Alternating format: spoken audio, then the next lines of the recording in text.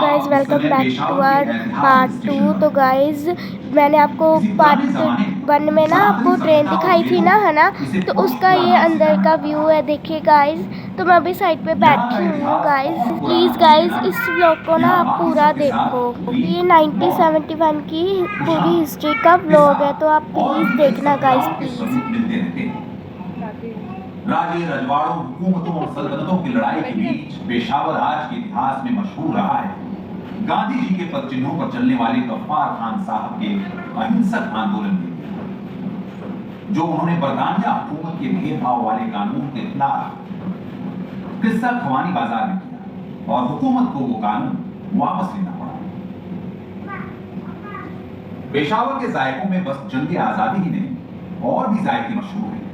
यहाँ के मशहूर जायकों में आपको नमक मंडी कढ़ाई, दमपुख और चकली कबाब जैसी खास वानगियां दीवाना करने का मादा रखती हैं। बात दीवानगी की तो सिनेमा का जिक्र होगा। राज कपूर और दिलीप कुमार जैसे बॉलीवुड के कई बड़े कलाकार हैं जिन्होंने पेशावर से मुंबई का सफर तय किया और सिनेमा के क्षेत्र में नए आयाम हासिल किए। खैर, सिनेमा और जायकों से आगे बढ़ते और शाहदराबाद को जाने मुगल कारीगरी और वास्तुकला के साथ रावी के किनारों की मिट्टी की महक आपकी रूह तक को खुश कर दिया करती है। शाहदराबाद में मौजूद जहांगीर और नूरजहां का मकबरा इतिहास के एक बेहद खास दौर की गवाह है। अपने सफर पर आगे बढ़ते और मजा लेते हैं इन लहलहाते खेतों का, जिन्हें देखकर मन तरोताजा होता है। शाहदराबाद से थोड़ा आगे चलकर मिलती है ये जगह, ये लाहौर है। इस शहर के बारे में लोक भाषा में एक कहावत बड़ी मशहूर है, जिनने लाहौर नहीं देखा वो जमिया ही नहीं। मतलब जिसने लाहौर नहीं देखा उसने तो जन्म ही नहीं लिया। कभी दिल्ली सल्तनत ने इसे लहनूर नाम से भी पुकारा था। सनातनी मान्यताओं को मानने वाले इसे लवपुर या लवपुरी कहा करते थे, जो राम सीता जी के पुत्र लव के नाम पर। ये जगह कर्मभूमि है महाराजा रणजीत सिंह जी और साथ ही गुरु श्री अर्जन देव जी का, जिनका समाधि स्थल डेरा साहिब गुरुद्वारा यहीं पर मौजूद है। लाहौर मशहूर हुआ लाला लाजपत राय के साइमन कमीशन के खिलाफ बगावत और उस लाठीचार्ज की घटना से, जिसमें वे शहीद और फिर भगत सिंह के उस आक्रोश की गवाही भी बना जब उन्होंने सैंडर्स को मारा। लाहौर में तमाम घटनाएं घटी हैं जिसने हिंदुस्तान की तस्वीर और तकदीर को बदलने में एक अहम भूमिका निभाई और यही मौजूद है लाहौर सेंट्रल जेल, जहां आजादी के दीवाने भगत सिंह, राजगुरु और सुखदेव को अंग्रेजों ने फांसी दी। पर वो कहां जानते थे कि जलजले में पत्थर फीकने से आग नहीं बुझती, शोले और भड़कते हैं। हुआ भी ऐसा है और इस घटना ने आजादी की लड़ाई को धारदार कर दिया। तो अपने सफर को जारी रखते हुए अब चलते हैं अपने अगले स्टेशन पर, जिसका नाम लव के ही भाई कुश के नाम पर पहले कशावर रखा गया और कशावर ही आगे चलकर बन गया कसूर।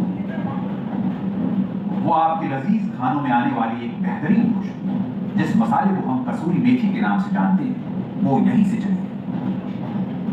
खैर, बात सिर्फ मसालों की ही नहीं, थोड़ी खुदाया है। कसूर शहर मशहूर पीर बुल्ले शाह और बाबा फरीद चिश्ती का शहर है।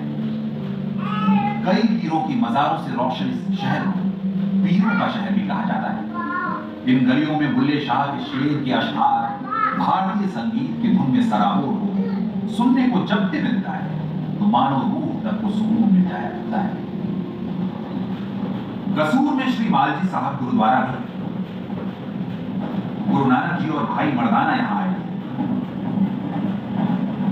और जिस पेड़ के नीचे वे बैठे थे उसे माल कहा गया, जिसके बाद यही बने गुरुद्वारे का नाम रखा गया श्री मालजी साहब। सिख मान्यताओं के अनुसार गुरुद्वारे में अभी भी वो पेड़ है जहां गुरु नानक जी बैठे।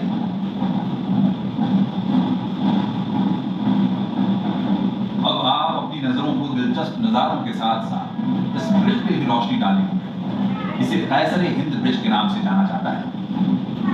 सतलुज नदी के ऊपर से गुजरते इस ब्रिज का इतिहास यूं भी खास है क्योंकि कुछ वक्त के लिए इस पर पाकिस्तान का कब्जा रहा, पर 1971 की लड़ाई के बाद हिंदुस्तान ने इस पर वापस अपना परचम लहरा दिया।